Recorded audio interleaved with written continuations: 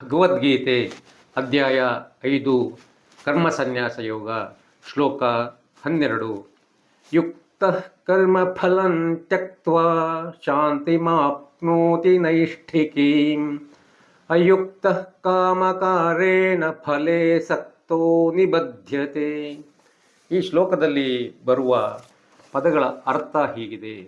ಯುಕ್ತಃ ಕರ್ಮಯೋಗಿಯು ಕರ್ಮಫಲಂ ಕರ್ಮಗಳ ಫಲವನ್ನು ತ್ಯಕ್ತ್ವಾ ತ್ಯಾಗ ಮಾಡಿ ನೈಷ್ಠಿಕೀಂ ಭಗವತ್ ಪ್ರಾಪ್ತಿರೂಪವಾದ ಶಾಂತಿಂ ಶಾಂತಿಯನ್ನು ಆಪ್ನೋತಿ ಪಡೆಯುತ್ತಾನೆ. ಅಯುಕ್ತಃ ಸಕಾಮಪುರುಷನು ಕಾಮಕಾರೇಣ ಕಾಮನೆಯ ಪ್ರೇರಣೆಯಿಂದ ಫಲೇ ಫಲದಲ್ಲಿ ಸಕ್ತಃ ಆಸಕ್ತನಾಗಿ ನಿಬದ್ಧತೆ ಬಂಧಿತನಾಗುತ್ತಾನೆ. ಈ ಶ್ಲೋಕದ ಅರ್ಥ ಹೀಗಿದೆ. ಕರ್ಮಯೋಗಿಯು ಕರ್ಮಗಳ ಫಲಗಳನ್ನು ತ್ಯಾಗ ಮಾಡಿ ಭಗವತ್ ಪ್ರಾಪ್ತಿ ರೂಪವಾದ ಶಾಂತಿಯನ್ನು ಪಡೆಯುತ್ತಾನೆ. ಸಕಾಮಪುರುಷನು ಕಾಮನೆಯ ಪ್ರೇರಣೆಯಿಂದ ಫಲದಲ್ಲಿ ಆಸಕ್ತನಾಗಿ ಬಂಧಿತನಾಗುತ್ತಾನೆ. ಈ ಶ್ಲೋಕದ ವಿವರಣೆ ಹೀಗಿದೆ. ವಿನಾಕಾರಣದ ಕಾತರತೆಯನ್ನು ಇಟ್ಟುಕೊಳ್ಳದೆ ಕೆಲಸ ಮಾಡುತ್ತಾ ಕರ್ಮಯೋಗಿಯು ಅವರ್ಣನೀಯ ಶಾಂತಿಯನ್ನು ತನ್ನಲ್ಲೇ ಕಂಡುಕೊಳ್ಳುತ್ತಾನೆ. ಆರ್ಥಿಕ ಸ್ಥಿತಿಯಿಂದೇನೂ ಶಾಂತಿಯನ್ನು ಉತ್ಪಾದನೆ ಮಾಡಲಾಗುವುದಿಲ್ಲ, ಅಥವಾ ಯಾವ ರೀತಿಯ ರಾಜಕೀಯದಿಂದಲೂ ಶಾಂತಿಯನ್ನುಂಟು ಮಾಡಲಾಗುವುದಿಲ್ಲ.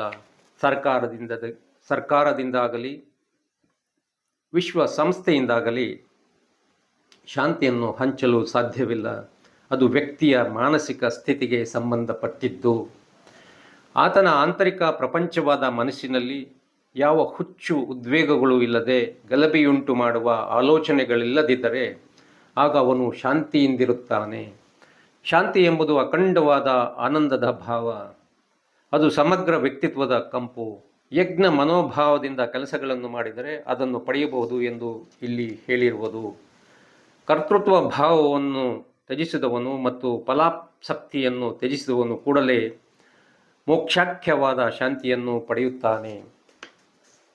ಈ ನಿಶ್ಚಿತ ಹೇಳಿಕೆಯಿಂದ ತೃಪ್ತನಾಗದೆ ಭಗವಂತನು ಇದೀಗ ಅಯುಕ್ತನ ಗತಿಯನ್ನು ವಿವರಿಸುತ್ತಾ ಅವನಿಗೆ ಈ ಶಾಂತಿಯು ಬಹಳ ದೂರದ ಮಾತು ಎಂದು ಹೇಳುತ್ತಾನೆ. ಯಾವಾತನು ಕರ್ತೃತ್ವ ಭಾವವನ್ನು ತ್ಯಜಿಸುವುದಿಲ್ಲವೋ ಅಂತಹವನು ಬಯಕೆಗಳಿಂದ ಕೂಡಿದವನಾಗಿ ಕರ್ಮಗಳ ಫಲಗಳಿಗಾಗಿ ನಿರೀಕ್ಷಣೆ ಮಾಡುತ್ತಾ ತನ್ನ ಕರ್ಮಗಳ ಪ್ರತಿಕ್ರಿಯೆಗಳಿಂದಲೇ ಹಿಂಸೆಗೊಳಗಾಗುತ್ತಾನೆ. ಕೆಲವು ಔಷಧಿಗಳನ್ನು ಅಲ್ಪ ಪ್ರಮಾಣದಲ್ಲಿ ತೆಗೆದುಕೊಂಡಾಗ ಅದು ರೋಗವನ್ನು ಸಂಪೂರ್ಣವಾಗಿ ಗುಣಪಡಿಸಿದರೆ, ಅದನ್ನೇ ಹೆಚ್ಚಿನ ಪ್ರಮಾಣದಲ್ಲಿ ಸೇವಿಸಿದರೆ ಅದು ಮರಣಕ್ಕೆ ಕಾರಣವಾಗಬಹುದು. ನಿದ್ರಾ ಗುಳಿಗೆಗಳನ್ನು ಉದಾಹರಣೆಯಾಗಿ ಹೇಳಬಹುದು. ಅದೇ ರೀತಿ ಯಾವ ಅಂತಃಕರಣವು ನಮ್ಮನ್ನು ರಕ್ಷಿಸಬಲ್ಲದೋ ಅದೇ ನಮಗೆ ಮಾರಕವಾಗಲೂಬಹುದು. ಅದರಂತೆಯೇ ಬಾಹ್ಯಕ್ಷೇತ್ರದಲ್ಲಿ ಅಜ್ಞಾನದಿಂದ ನಾವು ಕರ್ಮ ಮಾಡಿದಾಗ ಶಾಂತಿಯನ್ನು ಪಡೆಯುವ ಬದಲು ಹೆಚ್ಚು ಹೆಚ್ಚು ಬಂಧನಕ್ಕೊಳಗಾಗುತ್ತೇವೆ. ಇದಕ್ಕೆ ಕಾರಣವನ್ನು ಶ್ರೀಕೃಷ್ಣನು ಬಲು ಸುಂದರವಾಗಿ ವರ್ಣಿಸಿದ್ದಾನೆ. ಫಲಗಳನ್ನು ಬಯಸುತ್ತಾ ಮಾನಸಿಕವಾಗಿ ಬಯಸಿದ ಫಲಕ್ಕಾಗಿ ಕಾತರಗೊಳ್ಳುವುದೇ ಆಗಿದೆ. ಕಪ್ಪೆಯು ಗೂಳಿಯನ್ನು ಅನುಕರಣ ಮಾಡಿ ಗೂಳಿಯಷ್ಟೇ ಬೆಳೆಯುತ್ತದೆ ಎಂದಾಗ ಅದು ದುರಂತದಲ್ಲಿ ಕೊನೆಗೊಂಡಂತೆ ಮನುಷ್ಯನ ಮನಸ್ಸು ಭವಿಷ್ಯದ ಫಲಕ್ಕಾಗಿ ಈಗ ಚಡಪಡಿಸುತ್ತಾ ದುರಂತದಲ್ಲಿ ಕೊನೆಯಾಗುತ್ತದೆ.